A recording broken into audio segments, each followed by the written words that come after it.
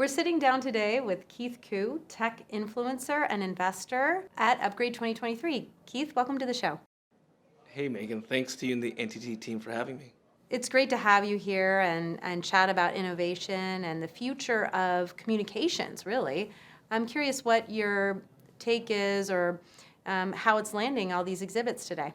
Full transparency is that I was invited here a month ago for the influencer event, and I have to say that got a great overview then, but to actually see the exhibits live, it's very impressive how far NTT's research and the team has done in terms of all the things around photonics and metaverse and digital twins and digital humans and on and on and on. It really actually adds a lot to the overall experience.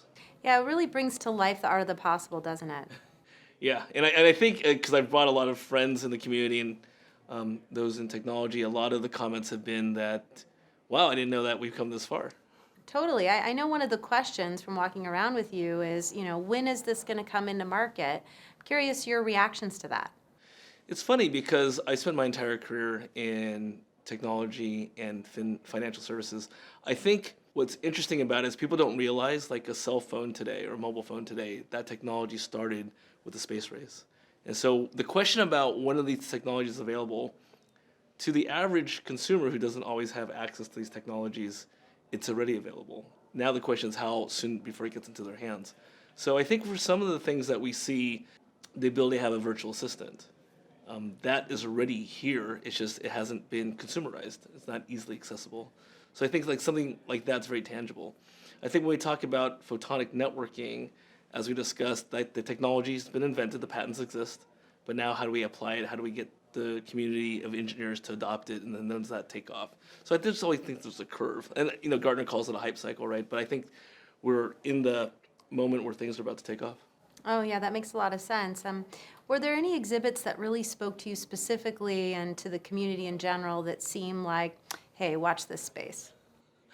It's a great question because I think that when we think about what are the technologies looking in the space, I come out of an enterprise background, right? Most of my career was at Cisco, and those are technologies that people don't realize they rely on. And then you think about consumer technology people have their hands on. So in terms of what was interesting to me is that due to the limitations of Moore's law that we're affecting, that we're seeing, the ability to, I'll say, transact with light, photonics, that will break a lot of physical barriers. And I think from an enterprise side, from an infrastructure standpoint, that's super exciting. And then we think about, and I don't want to give too much away because people should go see it for themselves, but we think about the implications for the existing technologies and what they do to the environment, like silicon, right?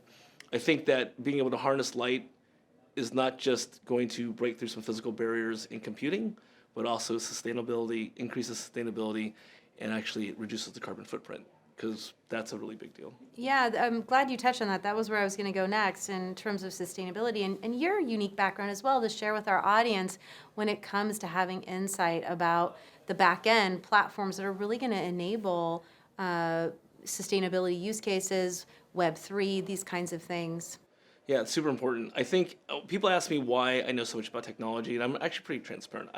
We talk about like being an inch deep, a mile wide. Maybe I'm 2 or 3 inches deep. But I think that from the back end, that is really important. When we talk about metaverse or crypto, which was all the rage until recently, people don't realize like even those technologies, there has to be a back end infrastructure.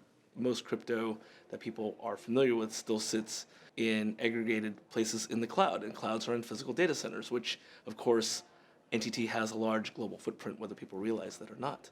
When we drink water, utilities, when we turn on the lights, those are all very big infrastructure plays. And the same with technology. If you don't have that framework, so we think about NTT in Japan, we think about ATT here in the United States, all that had to be laid first before you could actually build on top of it. Makes a lot of sense. So I'm curious, when you think about the ecosystem of folks that are really interested in networking, which I understand from your Cisco background, you're connected with people thinking deeply about networks. I'm curious your take for that community as well, that's a little bit more technical about, what are you seeing as a Cisco alumni? The Cisco alumni, especially during the dot-com era, it's a very tight group of people that were thought leaders thinking, we said we were going to transform the way we work, play, and learn. And I don't think that's ever stopped. Whether it's still Cisco branding or other companies' branding, that is in essence what we're doing with technology. We're enabling people. And then now with the speed of technology, which is critical because of all the content we're doing, like we're doing, video streams now, it becomes really important that people want to know how they're going to transcend physical barriers. So the Cisco folks that were core to the networking industry in the beginning, and off camera, off microphone, we're talking to a Cisco alumni who's at this event, who's very instrumental with working with NTT in the 90s, early 90s. Whether people realize it or not, networking has always been a consortium of players around the world. This is not inexpensive investments, multi-billion-dollar investments. And so I think that the ability for groups to come together, so Cisco alumni then became Juniper alumni, they go to NTT, they go everywhere else. I think they take that mind share to really truly think about how they're going to enhance these technologies to serve the global population. I can think about, so I go a lot to the Middle East, working with family offices and other investors, and we talk about how there's 600 million people under the age of 26 in the MENA region, so Middle East and Africa. And Africa is still one of those places where traditional technologies haven't yet penetrated.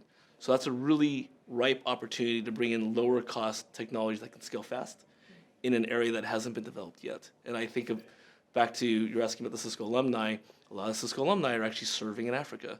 These are people that retired early and they actually do these projects there.